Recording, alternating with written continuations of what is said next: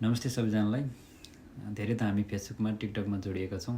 अलिअलि फोटो खिच्ने अलिअलि भिडियो बनाउने भएपछि युट्युब पनि किन सुरु नगर्ने भन्ने सोच आएको भएर आज मैले मेरो नयाँ युट्युब च्यानल पनि बनाएको छु। तपाईँहरू सबैलाई निम्तो छ, आउनुहोला, सब्सक्राइब गरिदिनुहोस्। हामी फेरि त्यता पनि जोडिनेछौँ। अनि पहिलो भिडियो चाहिँ म तिहारमा नेपाल गएको थिएँ। नेपाल पुगेर तिहार मनाएको वाला एउटा भिडियो बनाएको छु। धेरै नलेज भएर धेरै कन्टेन्ट जानेर धेरै एडिटिङ जानेर चाहिँ मैले गर्न खोजेको होइन, भर्खर सिक्दैछु, सुरुवात हो यो। हेरेर प्रतिक्रिया दिनु होला। पछि तपाईँहरूको सल्लाहअनुसार म भिडियोहरू बनाउँदै जानेछु। अहिले त लागौँ मेरो पहिलो भिडियो हेर्नतर्फ है त। Let's go. टक्क रेडी भएर चाहिँ निस्क्यौँ। बुढी पनि निस्किसकेको थियो मेरो। अनि हामी स्टेसनमा गएर कुर्यौँ एकछिन। त्यहाँबाट चाहिँ हामीलाई 1 घन्टा जति लाग्थ्यो एयरपोर्ट पुग्न। टक्क लगेजहरू लिएर हामी पुग्यौँ एयरपोर्टमा। अलिक छिटै पुगेका थियौँ। अब एकछिन वेट गरौँ भनेर एकछिन बस्यो बुढाबुढी। त्यहाँ कफी खाएर बस्यो। एकछिन वेट गरेपछि चाहिँ हामी सबै चेक इन भएर लाग्यौँ त्यहाँबाट थाइल्यान्डतर्फ। रातिको समय भएको भएर मैले बिचमा केही पनि खिचेन।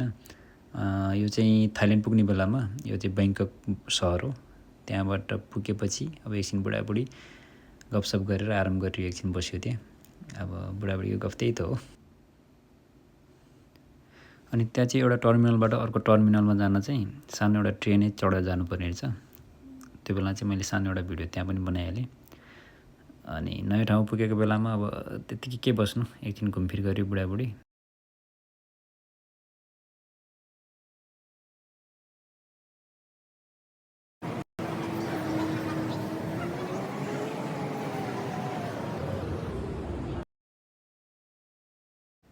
केही छिनमै कस्तो मजाले हिमालहरू देखिन थाल्यो। कस्तो आनन्द लाग्ने हिमालहरू देख्दा पनि। त्यसको केही छिनमा हामी नेपाल पुगिहाल्यौँ। ल्यान्ड भयो फाइनली हामी।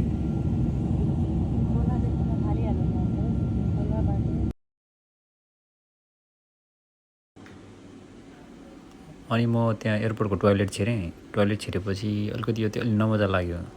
एकदम फोहोर अव्यवस्थित, एकदम भद्रगोल देखियो यो टोइलेट चाहिँ। बाहिर त धेरै कुराहरू चट्ट बनाएर सफा पनि देखियो। बाहिर धेरै कुराहरू व्यवस्था मिलाएको रहेछ। टोइलेट चाहिँ अलि हेर्नुपर्ने जस्तो लाग्यो। बेलुका चाहिँ अब तिहारको बेलामा काठमाडौँ झिलिमिली रमाइलो देखिन्छ नि त। अनि हामी एकछिन साँझमा एक राउन्ड काठमाडौँ निस्क्यौँ, घुम्यौँ। अनि त्यो चहल पहल हेरेपछि त्यसको भोलिपल्ट हामी गोर्खा जानु थियो। मेरो बुढीको तिहार चाहिँ काठमाडौँमै भएको भएर ऊ चाहिँ काठमाडौँमै बस्छ। अब हामी भोलि चाहिँ सबैजना हामी चाहिँ गोर्खा लाग्छौँ। थानकोटमा हामी भेट भयौँ बहिनीहरूसँग। भान्जा भान्जी, म, दाइ अनि बहिनीहरू। त्यहाँबाट लाग्यो हामी गोर्खातर्फ। बहिनीहरू भएपछि एकदम माहौल रमाइलो हुन्छ। उनीहरू एकदम रमाइलो गर्न रुचाउँछन्। अनि हाम्रो गीत स्टार्ट भयो। अन्ताक्षरी त्यहीँबाट गोर्खासम्म नै पुऱ्यो।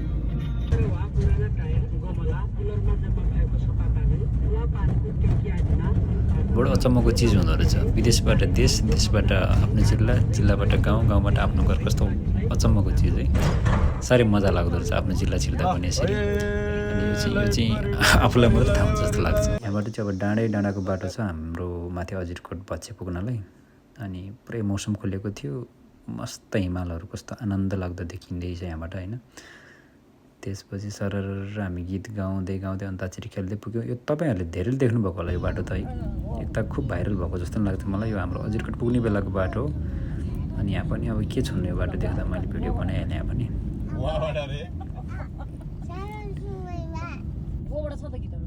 अनि अलि माथि पुगेपछि हामी दाजुभाइको गीत सुरु भयो।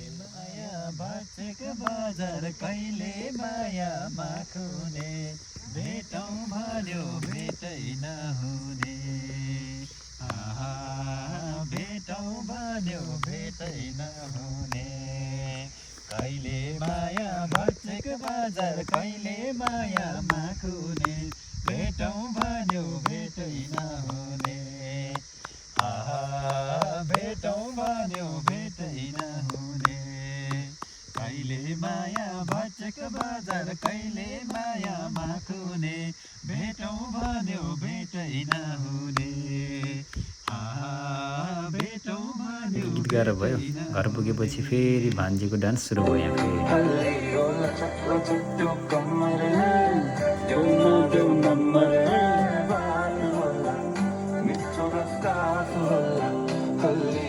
सबैसँग भेटघाट भएपछि अब तिहारमा त के पाक्छ र। अब सेलरोटी त हो। मम्मी मस्त सेलरोटी बनाउँदै हुनुहुँदो रहेछ। सेलरोटी पाक्दैछ यता। अनि सेलरोटी खान मन लागेन भने अरू चिजहरू पनि पाक्दै थियो। अनि यो चाहिँ खास मम्मी प्रणामी भएको भएर भित्र खासै चल्दैन, हामी बाहिर बनाएर खान्छौँ खानु मन लाग्नेहरूले। अनि अब त्यही त हो, गाउँमा दाउरामा टक्क दुध उमालेर दुध खानुको छुट्टै मजा छ होइन। अनि भोलिपल्ट चाहिँ हाम्रो टिकाको कार्यक्रम सुरु भयो।